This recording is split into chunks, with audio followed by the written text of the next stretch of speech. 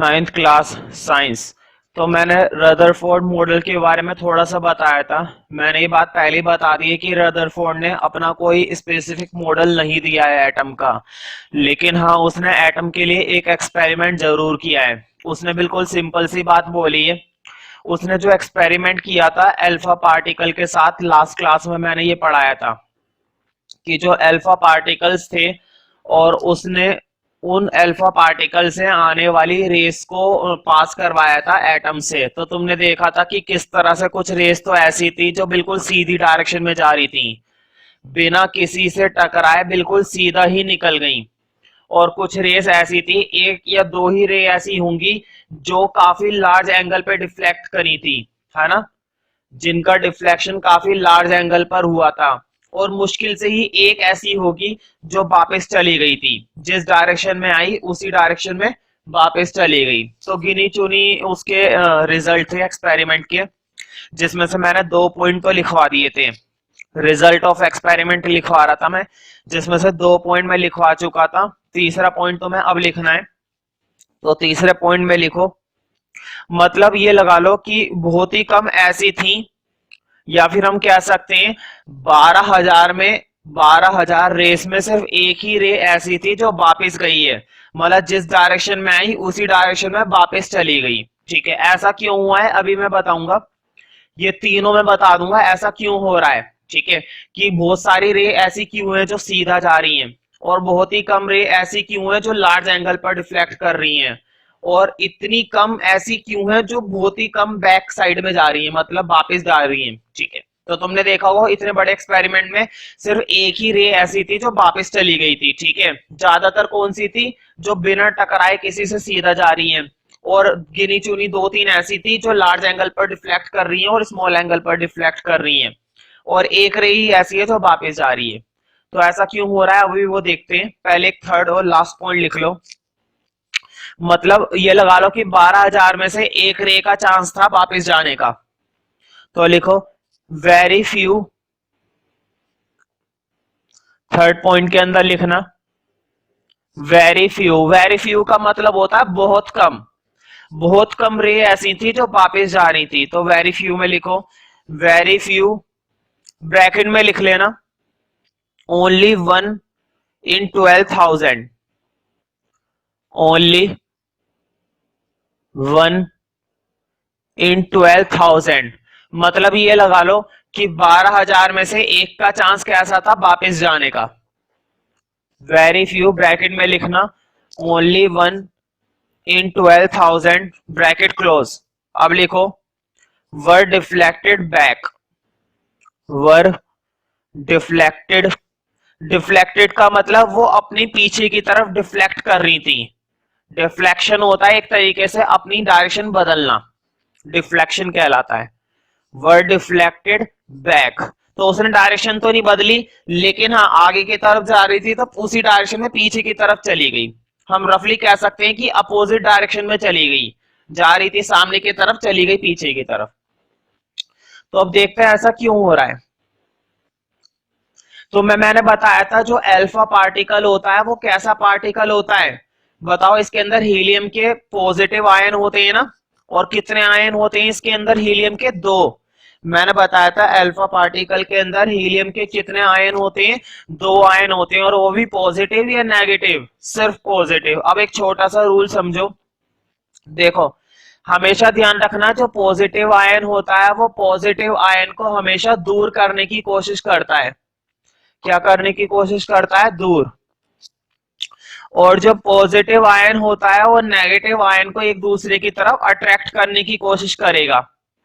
ठीक है, मतलब यहां पर क्या होता है, पॉजिटिव आयन दूर जाने की कोशिश करता है दूसरे पॉजिटिव आयन से। इसी तरह से जो नेगेटिव आयन होता है वो नेगेटिव आयन से दूर जाने की कोशिश करता है। लेकिन अगर अपोजिट आयन है, अपोजिट चार्ज है, मतलब एक प्लस है और एक नेगेटिव है, तो वो दोनों एक दूसरे को क्या करेंगे, अट्रैक्ट। और अगर वो सेम चार्ज है, मतलब नेगेटिव नेगेटिव या पॉजिटिव पॉजिटिव, तो दोनों एक दूसरे को क्या करेंगे, दूर। ठीक है, बात को समझो। अगर अपोजिट चार्ज होगा, प्लस माइनस या माइनस प्लस, तो वो एक दूसरे की तरफ अट्रैक्ट होगा, मतलब एक दूसरे की तरफ खींचेगा, उनके अंदर बॉन्डिंग बनेगी, बॉन्डिंग मतलब जोड़ बनेगा। लेकिन अगर वो सेम चार्ज है, मतलब नेगेटिव नेगेटिव या फिर पॉजिटिव पॉजिटिव, बताओ दोनों चार्ज सेम ही तो है, नेगेटिव नेगेटिव पॉजिटिव पॉजिटिव, तो वो दोनों चार्जेस एक दूसरे को दूर भेजेंगे। कभी भी सेम चार्ज एक साथ नहीं मिलता है, ठीक है, ना तो नेगेटिव नेगेटिव एक साथ मिल पाएगा और ना ही पॉजिटिव पॉजिटिव एक साथ मिल पाएगा। बड़ी ही मुश्किल से हमें इन्हें एक साथ करना पड़ता है, लेकिन नेचुरली ये एक साथ नहीं होते हैं, ठीक है, इन दोनों को अलग किया जाता है, ठीक है, हमेशा। तो मुझे बताओ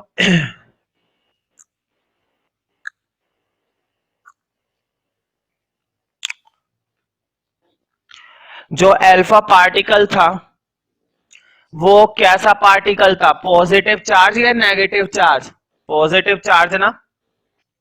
अल्फा पार्टिकल ऐसा पार्टिकल था जो कैसा था, पॉजिटिव चार्ज। और तुमने देखा होगा बहुत सारी रेस ऐसी थी जो बिना डिफ्लेक्ट करे सीधी निकल गई, मतलब उस एटम से कोई फर्क ही नहीं पड़ा, वो एटम के अंदर एंटर करी और एंटर करके पार होके निकल गई। बहुत सारी रेस थी ना ऐसी, मतलब ये लगा लो कि 99.9% रेस ऐसी थी जो कैसी निकल रही थी, पैरेलल, बिल्कुल सीधी निकल गई, उन्हें एटम के होने या ना होने से कोई फर्क पड़ा ही नहीं। इसका मतलब ये हुआ कि पूरे एटम के अंदर बहुत सारा स्पेस ऐसा था जो खाली था, जहां पर कोई चार्ज नहीं था। ध्यान से समझो, अल्फा पार्टिकल जो था वो पॉजिटिव चार्ज वाला पार्टिकल था, ठीक है, कैसा पार्टिकल था, पॉजिटिव चार्ज वाला। अगर पॉजिटिव चार्ज वाला पार्टिकल किसी से टकराता तो जरूर डिफ्लेक्शन होता, जरूर। इस बात को ज्यादा गहराई में मत सोचो, सिंपली सोचो, जब भी पॉजिटिव चार्ज पार्टिकल अंदर किसी चार्ज से टकराएगा, चाहे वो पॉजिटिव हो चाहे वो नेगेटिव हो, तो कुछ ना कुछ डिफ्लेक्शन जरूर होगा। लेकिन बहुत सारी रेस तो सीधी निकल गई, इसका मतलब ये हुआ कि बहुत सारा स्पेस एटम के अंदर क्या था, खाली, जहां पर ना तो पॉजिटिव चार्ज था और जहां पर ना तो नेगेटिव चार्ज था, ठीक है। तो इसका एक कंक्लूजन हो गया ना कि एटम के अंदर बहुत सारा स्पेस खाली होता है, एटम के अंदर क्या होता है, बहुत सारा स्पेस खाली होता है, ठीक है। तो अगला सब हेडिंग बना दो, रदरफोर्ड का मॉडल ही चल रहा है, पहला तुमने सब हेडिंग बनाया रिजल्ट ऑफ एक्सपेरिमेंट, अब अगला सब हेडिंग बनाना है कंक्लूजन ऑफ एक्सपेरिमेंट। ध्यान रखना कंक्लूजन भी बहुत इंपॉर्टेंट है, कंक्लूजन ऑफ एक्सपेरिमेंट। कई बार क्वेश्चन पूछा जाता है कंक्लूजन के बेस पर कि रदरफोर्ड को ऐसा क्यों लगा कि एटम के अंदर बहुत सारा स्पेस खाली है, रदरफोर्ड को ऐसा क्यों लगा कि एटम के अंदर बहुत सारा स्पेस खाली होता है, तो बताओ क्यों लगा। सिर्फ इसी वजह से तो लगा क्योंकि बहुत सारी रेस ऐसी थी जो बिना डिफ्लेक्ट करे निकल गई। अगर इस स्पेस के अंदर कुछ ना कुछ चार्ज होता ना कहीं तो डिफ्लेक्शन जरूर होता, लेकिन डिफ्लेक्शन ना के बराबर ही हुआ है। जो उसने एक्सपेरिमेंट कराया तुमने देखा था कुछ ही रे ऐसी थी जो डिफ्लेक्ट करी थी, वरना ज्यादातर रेस कैसी थी जो बिल्कुल पैरेलल निकल गई, सीधा निकल गई, उन्हें कोई फर्क नहीं पड़ा। तो इसका मतलब ये हुआ कि एटम के अंदर बहुत सारा स्पेस कैसा था, खाली, जहां पर कोई चार्ज नहीं था, ठीक है, ना तो पॉजिटिव और ना ही नेगेटिव। तो पहला कंक्लूजन लिखना बिल्कुल सिंपल सा है, कंक्लूजन के हेडिंग में फर्स्ट पॉइंट लिखो, फर्स्ट कंक्लूजन लिखो, इन an atom, in an atom most space, in an atom most space is empty, most space is empty, board पे लिखा है। empty मतलब खाली, एटम के अंदर बहुत सारा स्पेस ऐसा था जो खाली था, मतलब कोई चार्ज नहीं था। in an atom most space is empty, लिखो because most alpha particles, because most alpha particles passed through, most alpha particles passed through, board पे लिखा हुआ है passed through, passed through the gold foil, passed through the gold foil, board पे लिखा है foil। इसका मतलब ये हुआ कि बहुत सारे अल्फा पार्टिकल से आने वाली रेज ऐसी थी जो बिना किसी से डिफ्लेक्ट करे निकल गई, और ऐसा तो तभी हो सकता है जब उसके अंदर स्पेस खाली हो, उसे कोई चार्ज ना मिले। अगर पॉजिटिव को पॉजिटिव चार्ज मिलेगा तो भी कुछ ना कुछ डिफ्लेक्शन होएगा, पॉजिटिव को अगर नेगेटिव चार्ज मिलेगा तो भी कोई डिफ्लेक्शन होगा, ठीक है। लेकिन उसे कहीं पर भी कोई डिफ्लेक्शन नहीं हुआ, इसका मतलब ये हुआ बहुत सारा स्पेस खाली था ना, जहां पर ना तो पॉजिटिव आयन था, जहां पर ना तो नेगेटिव चार्ज था, ठीक है। अब तुमने देखा होगा जब हम बात करते हैं, अभी अभी मैंने बताया था कि गिनी चुनी ही रेस ऐसी थी जो लार्ज एंगल पर डिफ्लेक्ट करी थी, है ना, और एक आधी रे ऐसी थी जो जिस डायरेक्शन में आई उसी डायरेक्शन में वापस चली गई, ऐसा था ना। हालांकि बहुत ही कम ऐसा केस था। बताओ, मैंने जो तुम्हें एक्सपेरिमेंट दिखाया है, पूरे एक्सपेरिमेंट के अंदर सिर्फ एक ही रे ऐसी थी ना जिस डायरेक्शन में आई उसी डायरेक्शन में वापस चली गई। इसका मतलब ये हुआ, तुम्हें ये भी मालूम है कि जो अल्फा पार्टिकल होता है, अगर नहीं मालूम है तो समझ लो इस चीज को, जो अल्फा पार्टिकल होता है वो हैवी पार्टिकल है बहुत। अल्फा पार्टिकल बहुत हैवी पार्टिकल होता है, और इसको टकराकर वापस भेजना हर किसी के बस की काम नहीं है। जिस डायरेक्शन में अल्फा पार्टिकल से रेस आ रही है और उसी डायरेक्शन में उसे मदद चकाकर वापस भेजना हर किसी के बस की बात नहीं है। अगर तुम्हें हैवी का सामना करना है तो तुम्हें खुद को भी क्या करना पड़ेगा, हैवी। अगर तुम्हें किसी हैवी रेस को पीछे की तरफ भेजना है वापस तो तुम्हें भी क्या होना चाहिए, हैवी। इसका मतलब ये हुआ, तुमने देखा होगा ऐसा केस तो सिर्फ न्यूक्लियस पर बना था ना।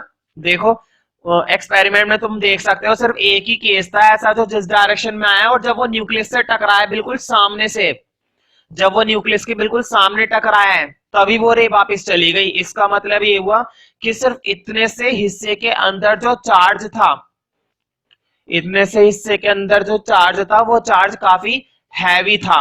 इसका मतलब ये हुआ कि जो न्यूक्लियस होता है एटम का जो न्यूक्लियस का पार्ट होता है वो बहुत हैवी होता है, क्योंकि अल्फा पार्टिकल खुद एक हैवी सब्सटेंस होता है, और उसको बैक डायरेक्शन में भेजना एक हैवी पार्टिकल का ही काम है। इसका मतलब ये हुआ कि न्यूक्लियस के अंदर भी कैसा पार्टिकल कंटेन होता है, हैवी। दूसरी चीज ये है कि जो अल्फा पार्टिकल था वो एक पॉजिटिव पार्टिकल था, और अगर उसे न्यूक्लियस ने वापस भेजा है इसका मतलब ये हुआ न्यूक्लियस के अंदर भी कैसा पार्टिकल रहा होगा, पॉजिटिव। क्योंकि अभी मैंने स्टार्टिंग में बताया था हमेशा पॉजिटिव पॉजिटिव को दूर भेजता है और नेगेटिव नेगेटिव को दूर भेजता है। अगर ये अपोजिट साइन वाले होंगे तो ये एक दूसरे को क्या करेंगे, अट्रैक्ट। पॉजिटिव पॉजिटिव को दूर हटकर भेजेगा और नेगेटिव नेगेटिव को दूर भेजेगा। अब देखो इसने भी तो वही काम करा था, अल्फा पार्टिकल एक पॉजिटिव पार्टिकल था, न्यूक्लियस के सामने आया और न्यूक्लियस ने इसे दूर भेज दिया, वापस भेज दिया, ठीक है। इसका मतलब ये हुआ कि न्यूक्लियस भी कैसा पार्टिकल है, पॉजिटिव पार्टिकल है, और न्यूक्लियस भी कैसा पार्टिकल है, हैवी पार्टिकल है, ठीक है।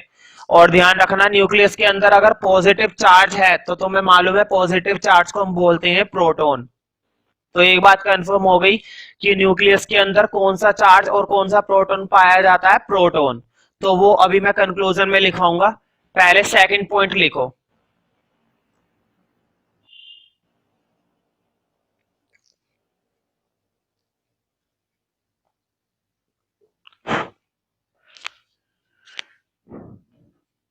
लिखो we know that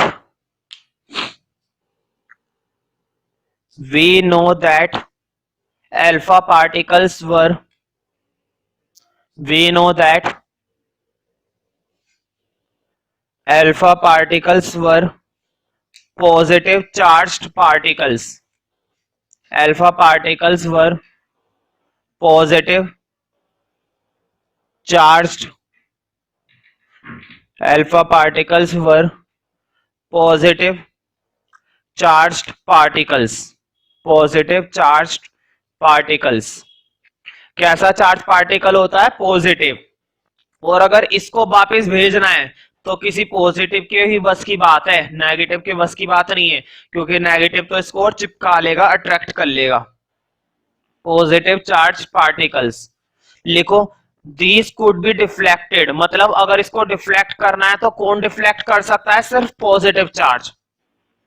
these could be deflected, these could be deflected only by, these could be deflected only by some positively charged,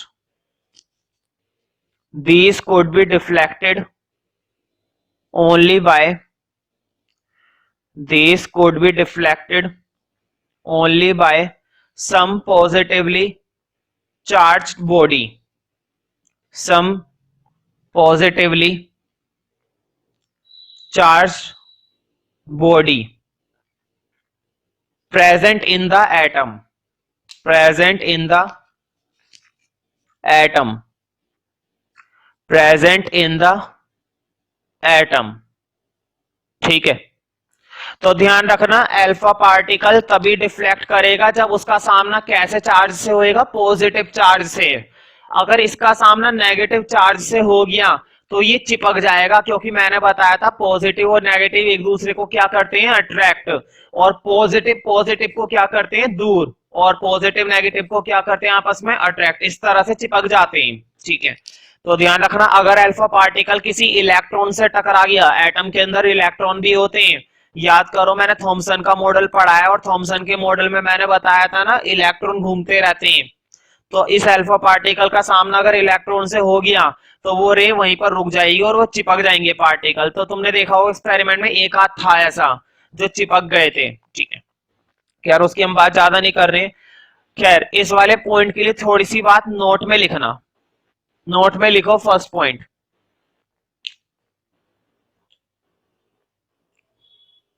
तो मुझे बताओ, जो अल्फा पार्टिकल का डिफ्लेक्शन हुआ था, अल्फा पार्टिकल का एक्सपेरिमेंट के अंदर जो क्या हुआ था? डिफ्लेक्शन। वो डिफ्लेक्शन किसकी वजह से हुआ होगा?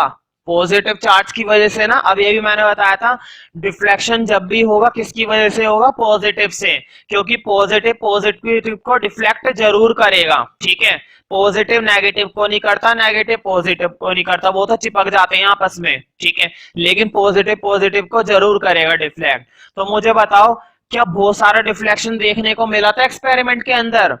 मुश्किल से ही 3-4 रे ऐसी होंगी जिसमें डिफ्लेक्शन देखने को मिला था। कुछ रे ऐसी थी जो स्मॉल एंगल पर डिफ्लेक्ट कर रही थी, और कुछ रे ऐसी थी जो लार्ज एंगल पर डिफ्लेक्ट कर रही थी। इसका मतलब क्या हुआ? इसका मतलब ये हुआ ना कि पूरे एटम के अंदर थोड़ी बहुत ही जगह ऐसी थी, थोड़ी बहुत ही जगह ऐसी थी जहां पर कैसा चार्ज था? Positive charge. मुझे बताओ, अगर इस पूरे एटम के अंदर, मान लो इस पूरे एटम के अंदर कैसा चार्ज होता? पॉजिटिव। हर जगह क्या होता? पॉजिटिव।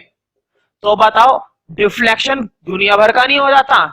यहां पर आने वाली रे भी डिफ्लेक्ट करती, यहां पर आने वाली रे भी डिफ्लेक्ट करती, यहां पर आने वाली रे भी डिफ्लेक्ट करती, यहां पर आने वाली भी रे डिफ्लेक्ट करती, यहां पर आने वाली रे भी डिफ्लेक्ट करती। डिफ्लेक्शन ही डिफ्लेक्शन होता। अगर पूरे एटम में क्या होता? Positive charge. क्या पूरे एटम में पूरे एटम में डिफ्लेक्शन हुआ? क्या नहीं हुआ। इसका मतलब ये हुआ इतना सारा पॉजिटिव चार्ज है ही नहीं, थोड़ा बहुत ही पॉजिटिव चार्ज का एरिया है, बाकी सब कैसा चार्ज का एरिया है? नॉर्मल, नो स्पेस, खाली है, वो एम्प्टी है। ठीक है, तो नोट के अंदर फर्स्ट पॉइंट लिख लो, इन्हीं बातों को लिखो। Since some alpha particles were deflected, since some alpha particles were deflected through a small angle,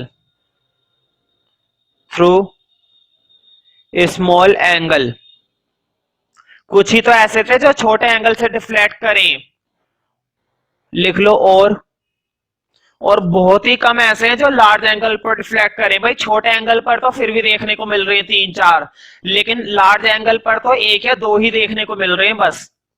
तुम देख सकते हो एक्सपेरिमेंट में जो लार्ज एंगल पर था वो मुश्किल से 1 ही होगा, 1 या 2।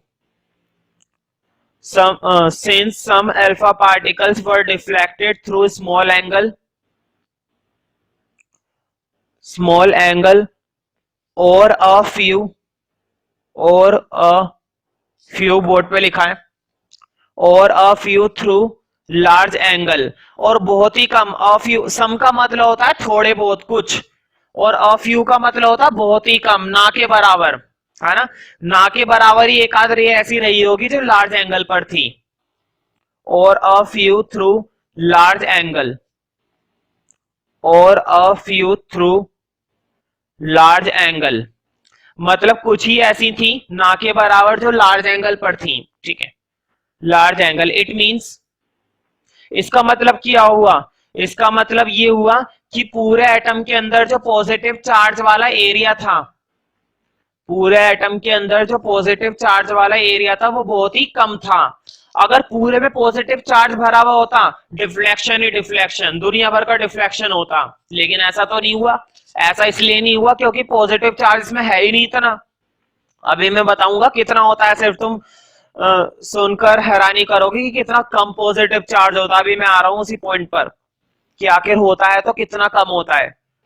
तो पहले इसे लिखो, through large angle it means positive charge area, it means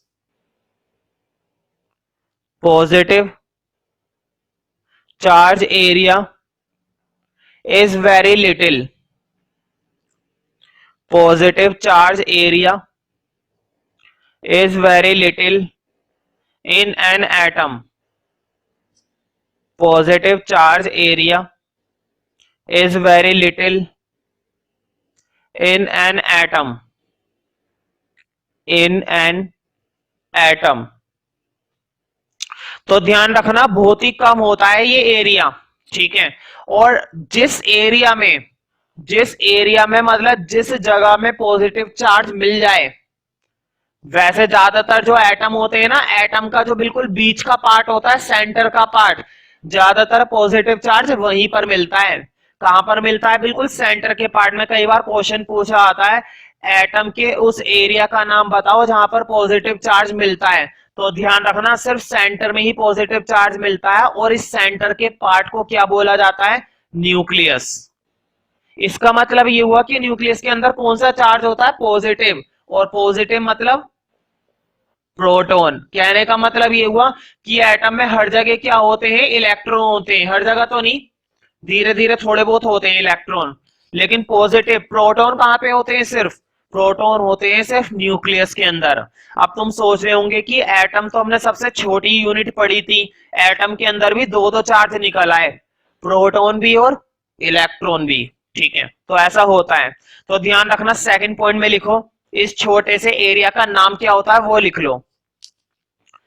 तो ध्यान रखना, एटम के अंदर ये जो पॉजिटिव चार्ज वाला एरिया होता है ये कहलाता है न्यूक्लियस। तो लिखो, the positive charge space, board पे लिखा हुआ है space, the positive charge space in an atom, the positive charge space in an atom is known as, the positive charge space in an atom is known as nucleus, is known as nucleus। Board पे लिखी हुई spelling, in an atom is known as nucleus। तो मुझे बताओ, positive charge है तो इसका मतलब इसके अंदर क्या है? प्रोटॉन या न्यूट्रॉन? प्रोटॉन ना। तो लिख लो विच कंटेन, इसी के अंदर फुल स्टॉप के बिना लिखना है, यही सी, विच कंटेन प्रोटॉन। मैंने लिखवाया था positive charge space in an atom is known as nucleus which contain proton, which contain proton. अब देखना, ये मैंने ये बताया है कि ये जो पॉजिटिव चार्ज एरिया होता है एटम के अंदर, ये जो पॉजिटिव चार्ज एरिया होता है ये बहुत ही छोटा होता है, ये एरिया बहुत ही कम होता है। मैंने लिखा है ना वेरी लिटिल, मतलब ये जो स्पेस होता है ये वेरी लिटिल होता है। देखना ये होता कितना है, तो ध्यान रखो, ये जो छोटी सी न्यूक्लियस होती है ना गोल, ये जो छोटी सी न्यूक्लियस होती है, तो मुझे बताओ गोल है, इसकी एक पर्टिकुलर क्या रही होगी, रेडियस रही होगी भाई। हर एक गोल चीज की पर्टिकुलरली क्या होती है, रेडियस होती है। हर एक सर्कल की क्या होती है, रेडियस। तुम सोच रहे होंगे एटम जो हमें दिखाई भी नहीं देता, एटम जो हमें दिखाई भी नहीं देता और उसके अंदर भी न्यूक्लियस और उस न्यूक्लियस की रेडियस, सोचो कितनी छोटी बात हो रही है। एक तो पहली बात तो ये कि एटम जो हमें दिखाई भी नहीं दे रहा है, उस एटम के अंदर न्यूक्लियस और उस न्यूक्लियस की क्या, रेडियस, सोचो कितनी होगी, कितनी कम होगी रेडियस उसकी, अंदाजा लगा सकते हो तुम। तो ध्यान रखना, ये जो न्यूक्लियस होता है ये इतना छोटा होता है पूरे एटम का, मैं तुम्हें बताता हूं। इसकी रेडियस को जब 10 की पावर 5 से मल्टीप्लाई दोगे ना, न्यूक्लियस की रेडियस को जब 10 की पावर 5 से मल्टीप्लाई दोगे, तब जाके पूरी रेडियस निकलेगी पूरे एटम की। सोचो कितना छोटा न्यूक्लियस है। न्यूक्लियस की रेडियस को अगर तुम 10 की पावर 5 से मतलब 1 लाख से मल्टीप्लाई दोगे, 1 लाख बार मल्टीप्लाई करोगे, बताओ तब जाके तुम्हें किसकी रेडियस मिलेगी, एटम की। ठीक है, तो देख लो न्यूक्लियस कितना छोटा पार्ट होता है। तो इसी के अंदर लिख लो तीसरा पॉइंट नोट के अंदर। ये सारी बातें किसने एक्सप्लेन करी थी, रदरफोर्ड ने। क्या थॉमसन ने ऐसा कुछ बताया था, मैं नहीं बताया।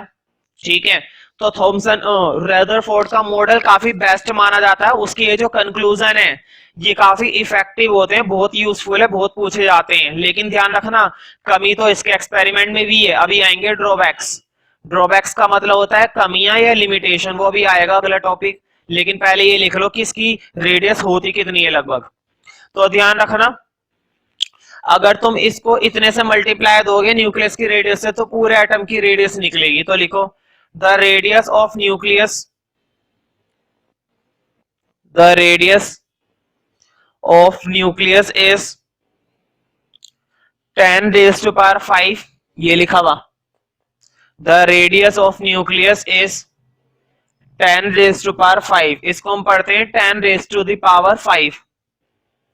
The radius of nucleus is 10 raised to the power 5 times, 10 raised to the power 5 times less than, board पे लिखा हुआ है less than the radius, less than the radius of the atom, less than the radius of the atom, less than the radius of the atom। तो कहने का मतलब ये कि पूरे एटम की रेडियस न्यूक्लियस की रेडियस के मुकाबले कितना गुना होती है, 10 की पावर 5। तो तुम अंदाजा लगा सकते हो कि जो न्यूक्लियस है वो कितना छोटा है। ठीक है, बस एक लास्ट कंक्लूजन लिख लो। नोट बंद हो गया है, तीनों पॉइंट खत्म हो गए। तो देखो कंक्लूजन में मैंने कितने पॉइंट लिखवाए, फर्स्ट लिखवाया था, सेकंड लिखवाया था, और सेकंड के अंदर फिर क्या लिखवा दिए, 3 नोट। अब सेकंड पूरी तरह से खत्म हो गया है, अब तुम्हें तीसरा कंक्लूजन लिखना है और ये लास्ट कंक्लूजन है। तो तीसरा और आखिरी कंक्लूजन लिख लो। हाँ, तीसरे कंक्लूजन में तुम्हें लिखना है, मैंने एक बात बताई थी कि जो अल्फा पार्टिकल होता है वो एक हैवी पार्टिकल है। कैसा पार्टिकल है, हैवी पार्टिकल। और हैवी पार्टिकल को वापस भेजने का काम भी कौन कर सकता है, एक हैवी पार्टिकल ही कर सकता है। अगर ताकत का सामना करना है तो तुम्हें ताकतवर होना चाहिए। ठीक है, तो अगर अल्फा पार्टिकल हैवी पार्टिकल है और उस हैवी पार्टिकल की डायरेक्शन को वापस भेजना है, तो एक काम कौन कर सकता है, सिर्फ हैवी पार्टिकल ही कर सकता है। और तुम एक्सपेरिमेंट में देख सकते हो सिर्फ एक ही रे ऐसी थी ना, जिस डायरेक्शन में आई उसी डायरेक्शन में वापस चली गई। ऐसा कब हुआ, तुम देखना उस एक्सपेरिमेंट के अंदर, ऐसा तब हुआ था जब उसका सामना सीधा सीधा किसके सामने हुआ था, न्यूक्लियस के सामने। जब वो बिल्कुल सामने से न्यूक्लियस पर टकराई और न्यूक्लियस ने उसे पूरा जवाब दिया, वापस भेजा। क्योंकि दो खासियतें, एक तो न्यूक्लियस के अंदर पॉजिटिव चार्ज है। बताओ अगर न्यूक्लियस के अंदर नेगेटिव चार्ज होता तो क्या इसको वापस भेजती, अट्रैक्ट कर लेती अपनी तरफ, चिपक जाते दोनों एक दूसरे की तरफ। लेकिन ऐसा नहीं हुआ ना, ऐसा इसलिए नहीं हुआ क्योंकि इसके अंदर भी पॉजिटिव, इसके अंदर भी पॉजिटिव, ये भी हैवी पार्टिकल, वो भी हैवी पार्टिकल, न्यूक्लियस के अंदर भी काफी हैवी पार्टिकल होता है। ठीक है, इसलिए इसलिए उसने इसे वापस भेज दिया। वरना तुमने देखा हो कुछ रे ऐसी भी थी, मान लो मैं न्यूक्लियस थोड़ा बड़ा दिखा देता हूं, जो इस तरह से थी, तो ध्यान रखना ऐसे पे वापस नहीं गई, ऐसे पे तो डिफ्लेक्शन हो गया, क्योंकि इस वाली रे ने बिल्कुल सामने से अटैक करा है, तो इससे फर्क पड़ता है। न्यूक्लियस पे तो वो भी गिरी है लेकिन वो डिफ्लेक्ट कर गई, न्यूक्लियस पे ये भी गिरी है लेकिन ये भी डिफ्लेक्ट कर गई। सामने से आओगे तो सामने से खाओगे फिर, तो वही चीज इसके साथ हो, इसने सोचा सामने से जाऊंगा तो इसका सामना हो गया फिर। तो थर्ड और लास्ट कंक्लूजन लिख लो, the alpha particles are very heavy particles, the alpha particles are very heavy particles, are very heavy particles but they deflected back, but they deflected back। बताओ ये एक बार तो डिफ्लेक्ट करी थी, अल्फा पार्टिकल भी एक बार डिफ्लेक्ट कर गया था वापिस, कौन से वाले केस में, जब वो बिल्कुल न्यूक्लियस के सामने आया था, है ना। बट इसका मतलब ये हुआ कि न्यूक्लियस के अंदर भी हैवी पार्टिकल है भाई, अगर ये अल्फा पार्टिकल डिफ्लेक्ट कर गया वो भी वापस बिल्कुल, इसका मतलब ये हुआ कि इसको मजा चकाने के लिए एटम के अंदर न्यूक्लियस में एक हैवी पार्टिकल जरूर है, ठीक है। But they deflected back, it means, इसका मतलब तो यही हुआ कि उसके अंदर क्या है, एक हैवी पार्टिकल जरूर है। But they deflected back, it means they must be strike, it means they must B, they must be strike, इसका मतलब ये हुआ कि वो जरूर किसी हैवी पार्टिकल से टकराया होगा। It means they must be strike, strike का मतलब होता है टकराना, they must be strike with a heavy body, must be strike with a heavy body inside the atom, must be strike with the heavy body inside the atom, inside the atom, inside the atom। तो देखो तीसरा explanation मतलब तीसरा conclusion तो खत्म हो गया है, और इसी के साथ रदरफोर्ड 90% हो गया, 10% बचा हुआ है बस। तो नोट के अंदर कुछ पॉइंट लिख लो जो काफी इंपॉर्टेंट है और कई बार अलग से पूछे गए, कंक्लूजन से इनका कोई मतलब नहीं है, अलग से लिखवा रहा हूं।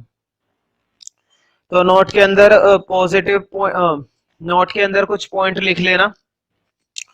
तो देखो तुमने सोचा होगा कि भैया ने हर एक चीज एक्सप्लेन कर दी, न्यूक्लियस के अंदर पॉजिटिव चार्ज होता है, कुछ रेज ऐसी थी जो आई और सीधी चली गई, कुछ रेज ऐसी थी जो सामने से आई सामने से चली गई, कुछ रेज ऐसी थी जो डिफ्लेक्ट कर गई, है ना। लेकिन मैंने रदरफोर्ड के पूरे एक्सपेरिमेंट में अभी तक किसकी बात नहीं करी है, इलेक्ट्रॉन की।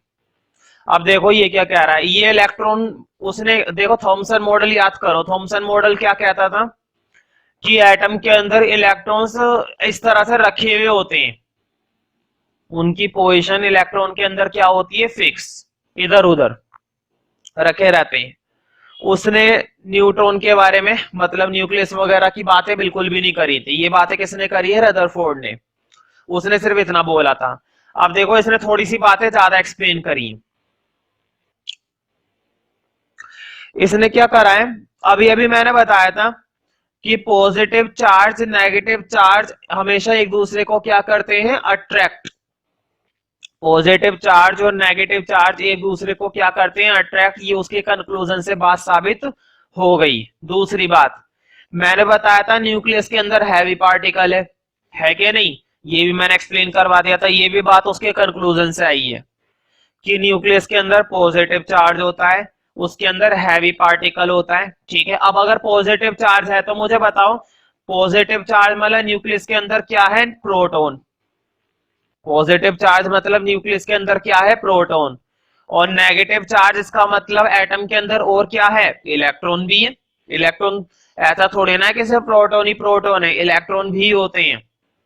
अब देखो मान लो एटम के बिल्कुल बीच में पॉजिटिव मतलब प्रोटॉन है और साइडों में क्या घूम रहे हैं, इलेक्ट्रॉन, तो ये थॉमसन की तरह ये नहीं कह रहा कि वो रखे हुए हैं बस, ये थोड़ी सी बात ज्यादा बोलेगा, रदरफोर्ड है उससे आगे का एग्जांपल तो ज्यादा बोलेगा ही बोलेगा, अब इसके बाद बोर मॉडल आ जाएगा, बोर इससे भी ज्यादा बोलेगा। ये क्या कहता है कि जो इलेक्ट्रॉन होते हैं ना वो धीरे धीरे रेडिएट करते रहते हैं एनर्जी।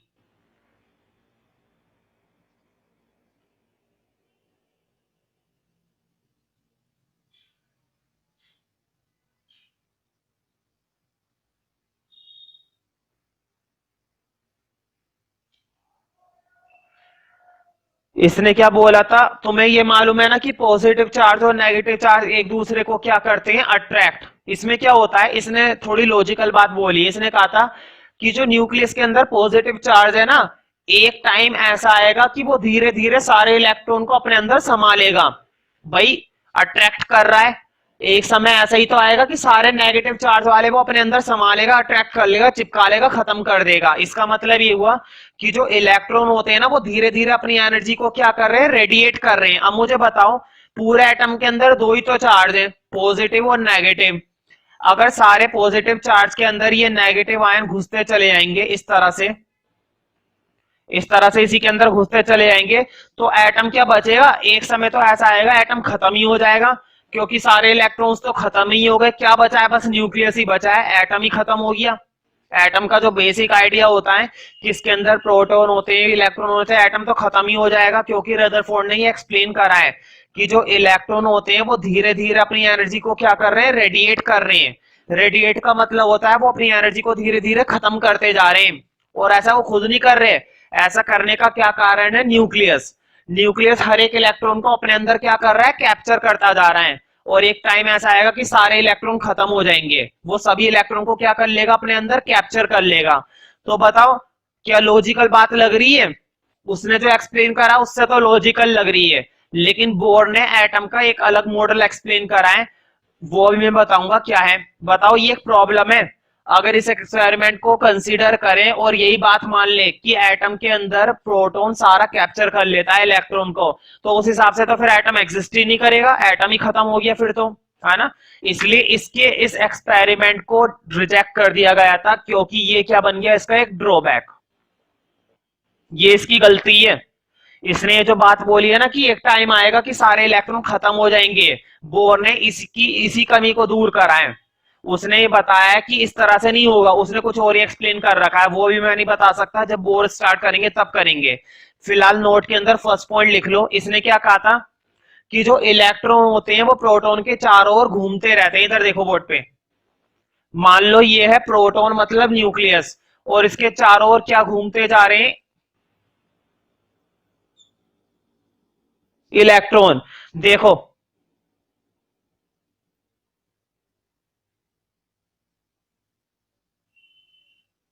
एक समय ऐसा आएगा, एक समय ऐसा आएगा ये इलेक्ट्रॉन धीरे धीरे मूव करके रेडिएट करते हुए कहां पे घुस जाएगा, न्यूक्लियस के अंदर, और फिर खत्म हो जाएगा। और इसी तरह से रदरफोर्ड ने कहा था कि हर एक इलेक्ट्रॉन न्यूक्लियस के चारों ओर घूमता रहता है और अपनी एनर्जी को क्या करता रहता है, रेडिएट करता रहता है, अपनी एनर्जी को धीरे धीरे क्या करता रहता है, खत्म करता रहता है। यानी कि एक पर्टिकुलर पॉइंट के बाद ये न्यूट्रॉन ये इलेक्ट्रॉन उसके अंदर घुस जाएगा और खत्म हो जाएगा। ये उसका सबसे सीरियस ड्रॉबैक है, ठीक है। तो नोट के अंदर पहले अभी ये ड्रॉ करना है, जब मैं बोलूं तब करना है, अभी नहीं। तो पहले नोट के अंदर फर्स्ट पॉइंट लिख लो। इसने ही इसने ही ये बात बोली है कि जो इलेक्ट्रॉन्स होते हैं वो प्रोटॉन के चारों ओर घूमते रहते हैं, मतलब न्यूक्लियस के चारों ओर। तो लिखो the electrons revolve, the electrons revolve around the nucleus, the electrons revolve का मतलब होता है चारों ओर घूमना। the electrons revolve around the nucleus, around the nucleus in circular path। Circular मतलब इस तरह से गोल, in circular path, in circular path, board पे लिखा हुआ है पाथ, इन सर्कुलर पाथ। तो मुझे बताओ, जो न्यूक्लियस होती है वो पूरे एटम के मुकाबले काफी छोटी होती है ना। नोट के अंदर एक लास्ट पॉइंट और लिख लो, the size of nucleus is very small, the size of nucleus is very small as compare to the size of nucleus is very small. The size of nucleus is very small as compared to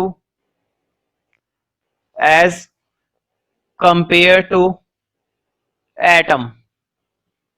The size of nucleus is very small as compared to atom. तो मुझे बताओ Rutherford तो कहकर चला गया कि एक time ऐसा आएगा कि इलेक्ट्रॉन अपनी सारी एनर्जी रेडिएट कर देंगे और वो इलेक्ट्रॉन किस में समा जाएंगे, न्यूक्लियस में। तो मुझे बताओ क्या फिर कोई एटम स्टेबल रहेगा? स्टेबल का मतलब है स्थिर रहेगा। क्या कोई एटम एग्जिस्ट करेगा? फिर नहीं, फिर तो सारा एटम में ऐसे ही होने लग जाएगा। तो बताओ इसने एटम की स्टेबिलिटी को एक्सप्लेन करा क्या? नहीं, इसने अपना एक्सपेरिमेंट यहीं पर छोड़कर चला गया। इसका एक्सपेरिमेंट बस यहीं तक ही है कि हर एक इलेक्ट्रॉन घूमता है, वो अपनी एनर्जी को कम करता चला जाता है और न्यूक्लियस में समा जाता है। इसका मतलब इसके अकॉर्डिंग तो एटम रहेगा ही नहीं, एटम की तो स्टेबिलिटी खत्म हो गई, एटम तो स्टेबल ही नहीं रहा। तो ध्यान रखना, एटम की स्टेबिलिटी को एक्सप्लेन करा है। मेनली बोर मॉडल पूछा जाता है कि बोर का जो मॉडल था एटम का, उसने वो मॉडल क्यों बनाया था, उसका मुख्य कारण क्या था बनाने का। तो ध्यान रखना, रदरफोर्ड ने एटम में सब कुछ समझाया, बढ़िया समझाया, लेकिन उसने एटम के होने की गुंजाइश मतलब स्टेबिलिटी को एक्सप्लेन ही नहीं करा, बल्कि ये और कहकर खत्म कर दिया एक्सपेरिमेंट कि इलेक्ट्रॉन घूमते हैं और वो धीरे धीरे अपनी एनर्जी रेडिएट करते हैं। ठीक है, बोर ने इस मॉडल को आगे बढ़ाया है फिर। ठीक है, उसने अपना ही एक्सप्लेनेशन दिया और काफी बढ़िया है। बोर का मॉडल ही आगे की क्लास में क्लासिफाई होता है आगे जाके। ठीक है, तो देखो मैंने इसके एक्सपेरिमेंट के लिए दो चीजें कराई है, result of experiment, conclusion of experiment. अब इसके ड्रॉबैक भी लिखो भाई, कमियां भी तो हैं, इतनी तारीफ का काम नहीं कराए। तो अगला है सब हेडिंग डाल दो और ये लास्ट हेडिंग है इसके एक्सपेरिमेंट का, ड्रॉबैक्स ऑफ एक्सपेरिमेंट। इसके एक्सपेरिमेंट की कुछ कमियां भी थी। एक्सपेरिमेंट तो मत बोलो, ये बोल दो रदरफोर्ड मॉडल, इसका जो मॉडल था उसकी कमियां, एक्सपेरिमेंट की नहीं है। ड्रॉबैक्स ऑफ रदरफोर्ड मॉडल मैंने शॉर्ट में लिख दिया, बस मॉडल, तुम लोग भी लिख सकते हो मॉडल। ध्यान रखना रदरफोर्ड की बातें हो रही हैं। तो पहली ड्रॉबैक, पहली कमी तो इसकी यही है कि इसने स्टेबिलिटी को एक्सप्लेन नहीं करा। ठीक है, तो फर्स्ट ड्रॉबैक लिख लो, इट डज नॉट एक्सप्लेन,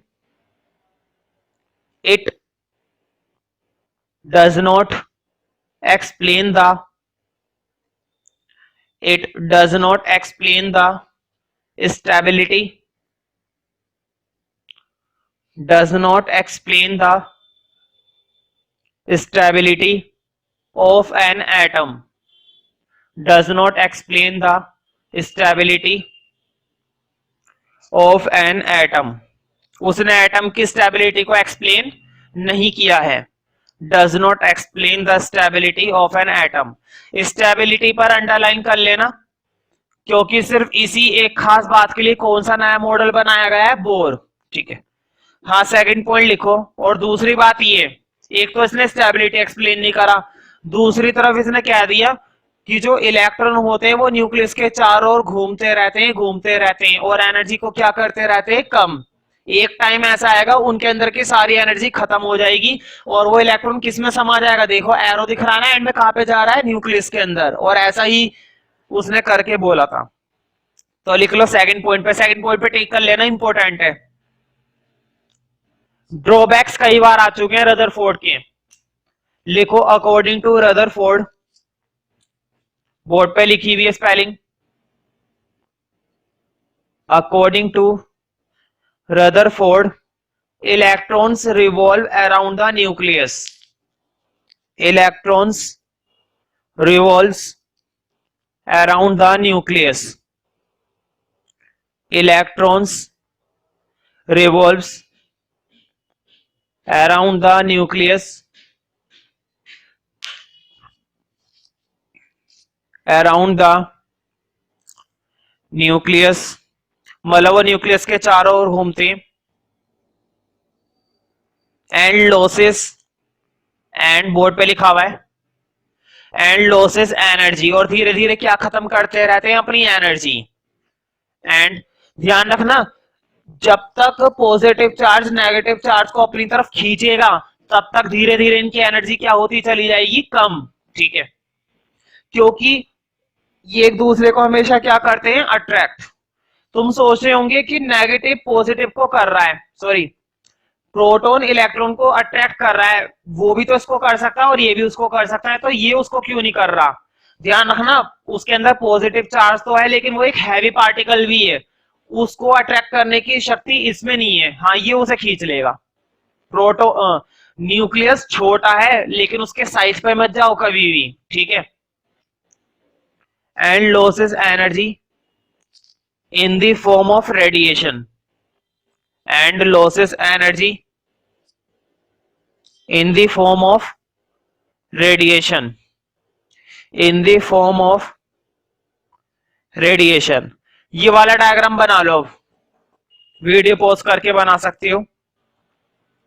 तो इस डायग्राम के बाद एक लास्ट पॉइंट लिख लो उसका, ड्रॉबैक तीसरा। तो बताओ, अगर उसकी इस एक्सप्लेनेशन को कंसीडर करें तो उसके अकॉर्डिंग अकॉर्डिंग तो एक टाइम ऐसा आएगा कि एटम में इलेक्ट्रॉन ही नहीं बचेंगे और एटम क्या हो जाएगा, कोलैप्स, मतलब खत्म हो जाएगा। तो एक लास्ट पॉइंट लिख लो, अल्टीमेटली एटम, अल्टीमेटली, बोर्ड पे लिखा हुआ है ultimately, ultimately atom will collapse, atom will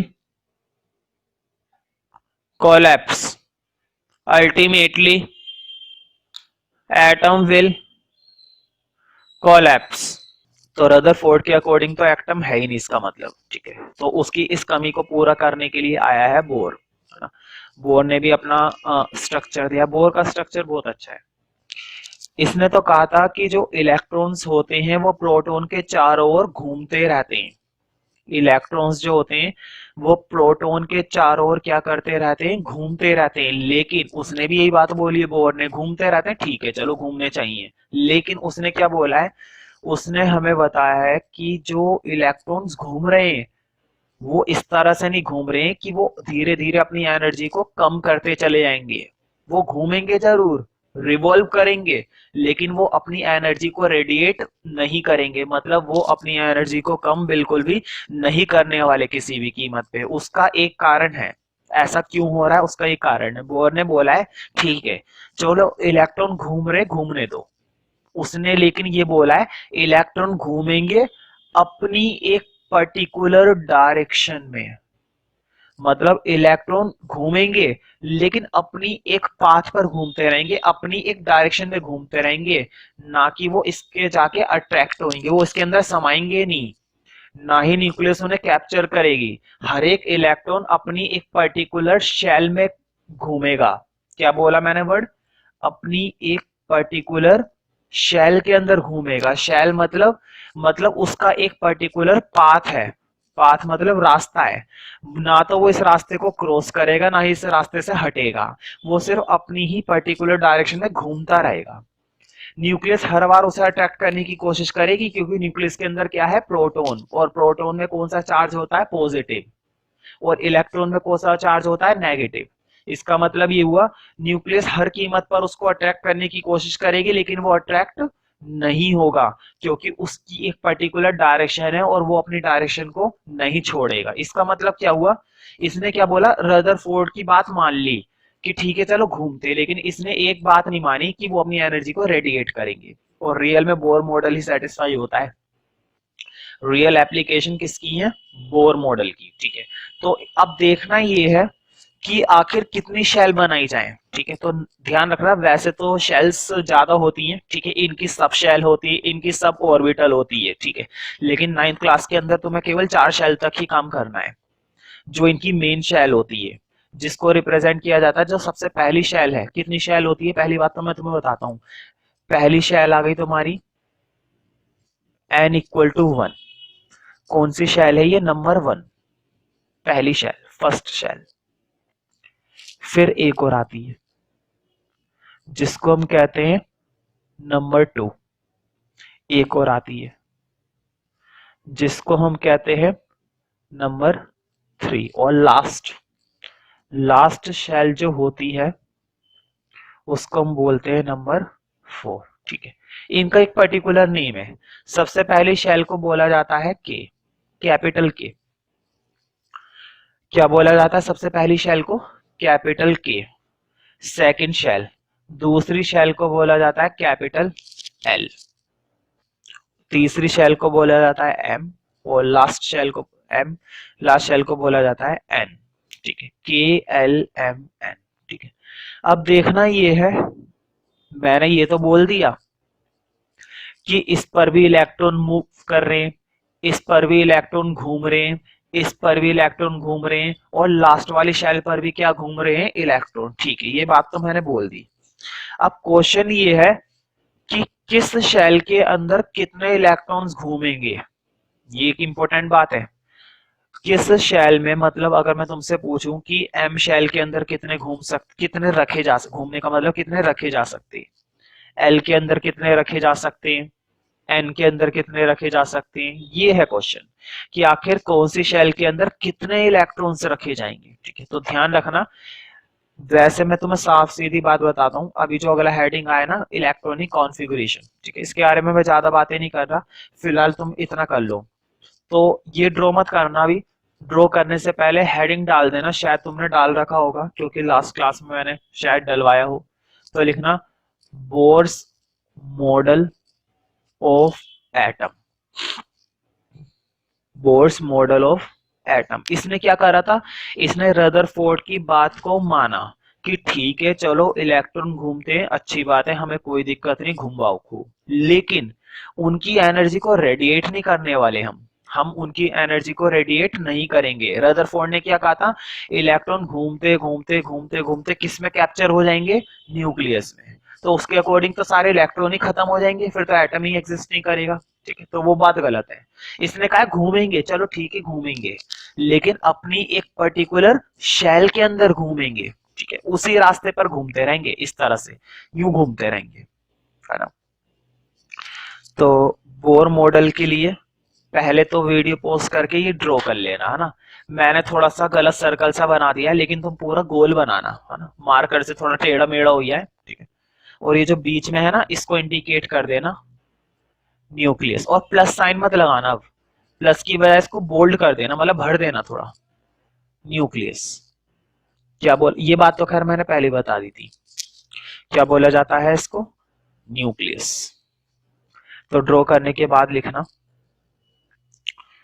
तो ध्यान रखना ये जो इसने शेल्स बोली हैं, कितनी शेल्स बोली हैं? 4 शेल्स। इन 4 शेल्स का जो नेम होता है, इनको और भी नेम से जाना जाता है, ऑर्बिट्स। क्या बोला जाता है इनको?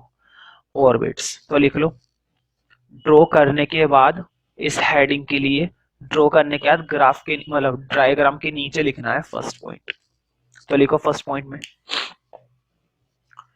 Only certain special orbit, only certain special orbit, only certain special orbit, special orbit, only certain special orbit known as discrete orbits, known as discrete orbits, only certain spatial orbits, only certain spatial orbits known as discrete orbits, जिसको हम और क्या कहना पसंद करते हैं? discrete orbits। अब तुम सोच रहे होंगे यार ये वर्ड कैसा आ गया discrete, तो ध्यान रखना discrete का मतलब है अलग अलग। ये अपनी ऑर्बिट अलग है, ये अलग है, ये अलग है, ये अलग है, इसका उससे कोई लेना देना नहीं है, इसका उससे कोई लेना देना नहीं है, दोनों का कनेक्शन बिल्कुल अलग है। Known as discrete orbits of electrons. Electrons की क्यों? क्योंकि इनके अंदर सिर्फ क्या रखे जाते हैं? Electrons. Known as discrete orbits of electrons, discrete orbits of electrons। ठीक है, सेकंड पॉइंट लिखना। तो ध्यान रखना, इसने दूसरी बात, एक बात तो उसकी मान ली कि चलो ठीक है घूमेंगे, इसने चेंज कर दिया कि अपनी एक पर्टिकुलर रास्ते पर ही घूमते रहेंगे। ठीक है, दूसरी बात इसने नहीं मानी कि इलेक्ट्रॉन अपनी एनर्जी कदापि रेडिएट नहीं करेंगे, नहीं करने वाले। वो रेडिएट क्यों करे भी, मतलब है अपनी एनर्जी क्यों वेस्ट करे, क्यों हम न्यूक्लियस के अंदर समाये। ठीक है, तो सेकंड पॉइंट और लिखना, इन discrete orbits the electrons, in discrete orbits the the electrons do not radiate, the electrons do not radiate energy, do not radiate energy, मतलब वो अपनी एनर्जी को रेडिएट ही नहीं कर रहे। ठीक है, बिल्कुल भी, बिल्कुल बिल्कुल सही बात बोली है, electrons do not radiate energy. ठीक है, तो तुम्हें याद होगा जब मैंने चैप्टर स्टार्ट कराया था तो मैंने बताया था कि एटम के अंदर तीन तरह के पार्टिकल और एग्जिस्ट करते हैं, प्रोटॉन, न्यूट्रॉन, इलेक्ट्रॉन। मैंने तुम्हें ये भी बता दिया था कि प्रोटॉन किसने डिस्कवर करा था, कब डिस्कवर करा था, और डिस्कवर करने वाले का नाम क्या था, सारी बातें बता दी थी। इलेक्ट्रॉन के बारे में भी ये सारी बातें बता दी थी, लेकिन मैंने न्यूट्रॉन के बारे में छुड़वा दी थी और मैंने ये बोला था कि न्यूट्रॉन आगे आएगा।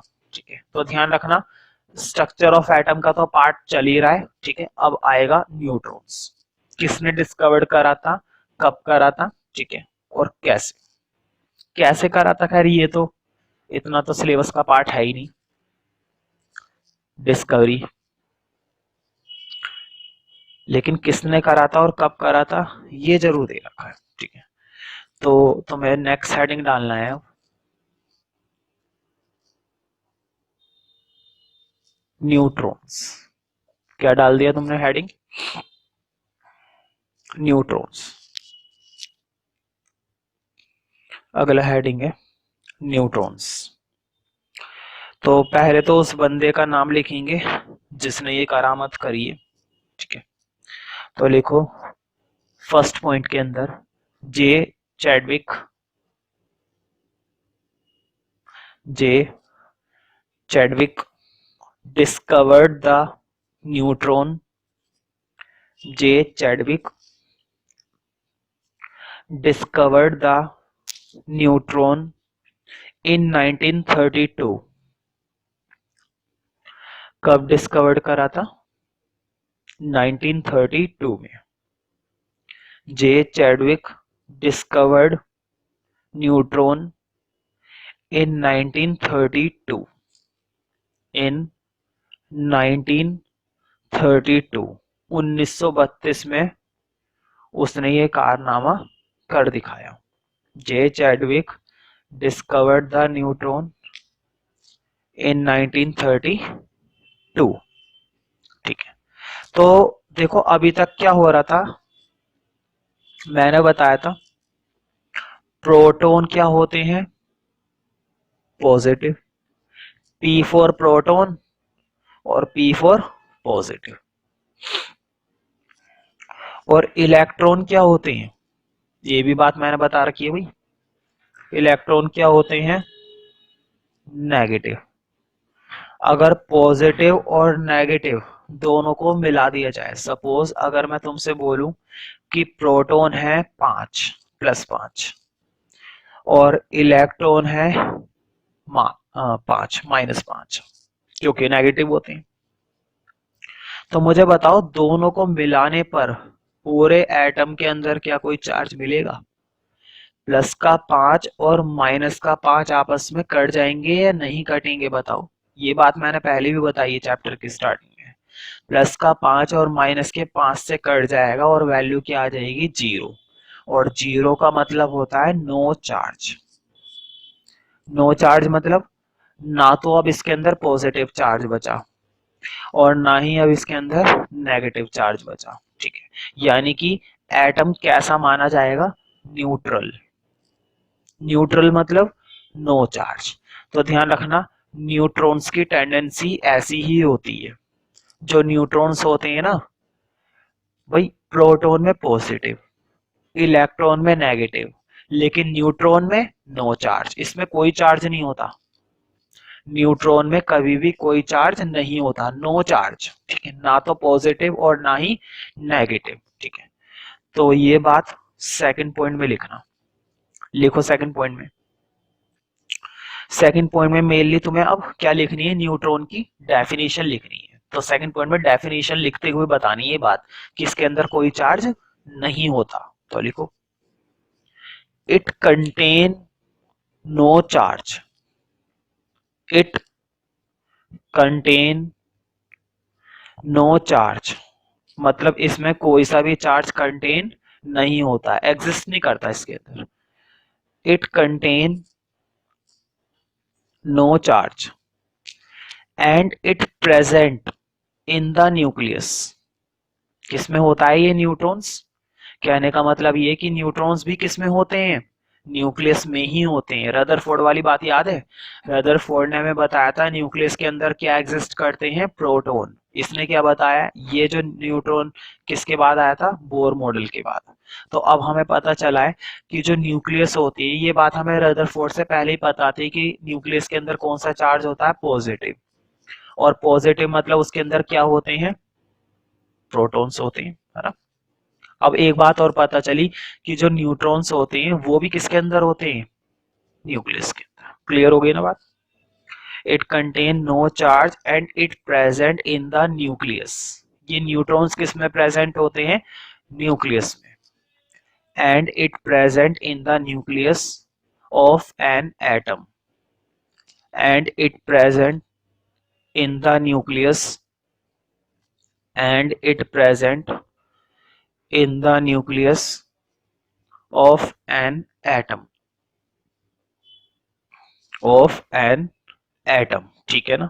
मतलब एटम के अंदर प्रोटॉन तो था ही, जो बात हमें किससे पता चली थी? रदरफोर्ड से। ठीक है, अब एटम के अंदर हमें एक बात, ओ न्यूक्लियस के अंदर हमें एक बात और पता चली है कि उसके अंदर न्यूट्रॉन्स भी होते हैं। ठीक है, और न्यूट्रॉन्स में कभी भी कोई चार्ज नहीं होता। In the nucleus of an atom, लिख लो, it is represented by. Neutron को किससे रिप्रेजेंट करते हैं वो मैं बता रहा हूँ। ठीक है, जैसे कि मैंने पहले ही बता दिया है, जो प्रोटॉन होते हैं उसको पी से दिखाया जाता है। ध्यान रखना, दिखने में लग रहा है कैपिटल पी, बट ये स्मॉल पी है। ठीक है, इलेक्ट्रॉन को दिखाया जाता है स्मॉल ई से, और न्यूट्रॉन्स को दिखाया जाता है स्मॉल एन से। देखो, small n. It is represented by n, small n. ठीक है, it is represented by n. ठीक है, तो कई बार पूछा जाता है कि उस एटम का नाम बताओ जिसमें न्यूट्रॉन नहीं होता है। उस एटम का नाम बताओ जिसमें न्यूट्रॉन नहीं होता है। ठीक है, तो ध्यान रखना, हाइड्रोजन ही एक ऐसा एटम है जिसकी न्यूक्लियस के अंदर न्यूट्रॉन्स नहीं होते हैं। न्यूक्लियस होता है लेकिन इसकी न्यूक्लियस के अंदर न्यूट्रॉन्स नहीं होते। ठीक है, तो नोट में लिख लो, बाय चांस एक नंबर में पूछा है, बिल्कुल इसी तरह से आता है जैसे मैं बोल रहा हूँ। ठीक है, name the element which does not contain neutron. उस एलिमेंट का नाम बताओ जिसमें न्यूट्रॉन नहीं होता है। ठीक है, तो तुम्हें क्या नाम बताना है?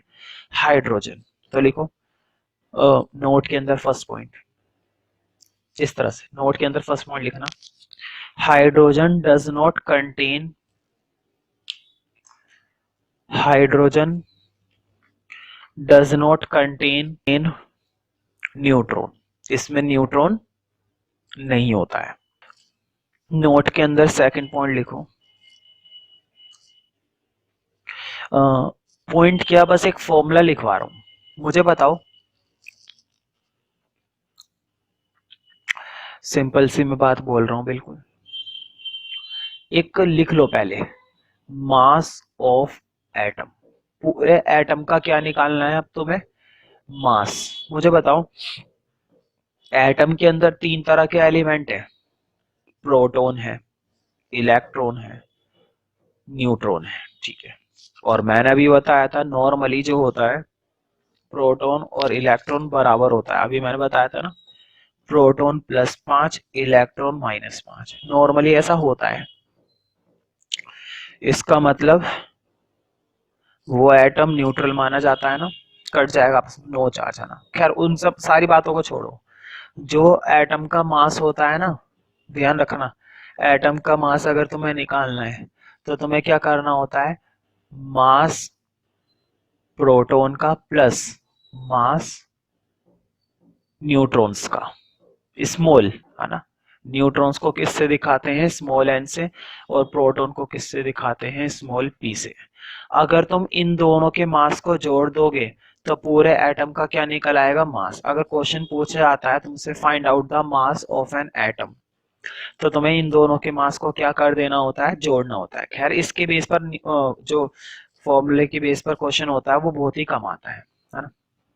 अब मुझे बताओ, तुम्हारे पास कोई एटम था और तुमने उस एटम को ब्रेक करा, हालांकि देखो मैंने चैप्टर 3 में अच्छे से बताया था, एटम वो यूनिट होती है जिसे फर्दर ब्रेक ना किया जाए, लेकिन ये साइंटिस्ट मानते ही नहीं, खाली बैठे हुए।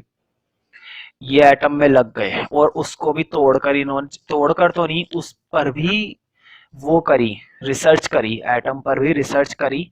तो तब जाके इन्होंने पाया कि एटम के अंदर भी कुछ पार्टिकल होते हैं भाई।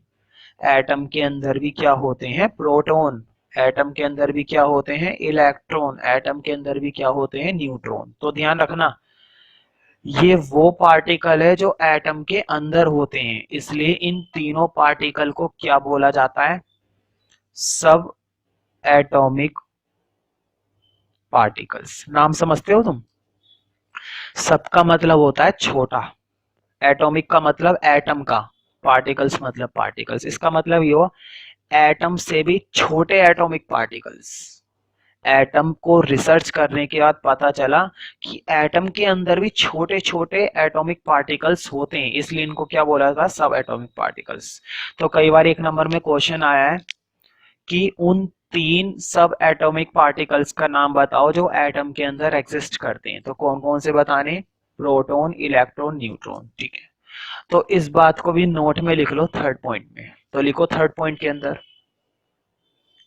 लिखो there are 3 subatomic particles, there are 3 subatomic particles, particles, there are 3 subatomic particles in an atom, in an atom। लिख लो electron, proton, neutron, electron, proton and neutron. तो ये वो तीन सब एटॉमिक पार्टिकल है जो किसके अंदर पाए जाते हैं, एटम के अंदर। ठीक है, समझते हो ना इस बात को तुम। मैंने चैप्टर 3 में जब पढ़ाया था तो मैंने बताया था एटम उस यूनिट को कहते हैं जिसको हम फर्दर ब्रेक नहीं कर सकते हैं। लेकिन अगर हम चैप्टर 4 की बात करें तो चैप्टर 4 में हमने ये पढ़ा है कि जो एटम होता है उसके अंदर भी तीन छोटे छोटे पार्टिकल्स होते हैं, that are called proton, electron और न्यूट्रॉन। ठीक है, क्लियर हो गई होगी बात।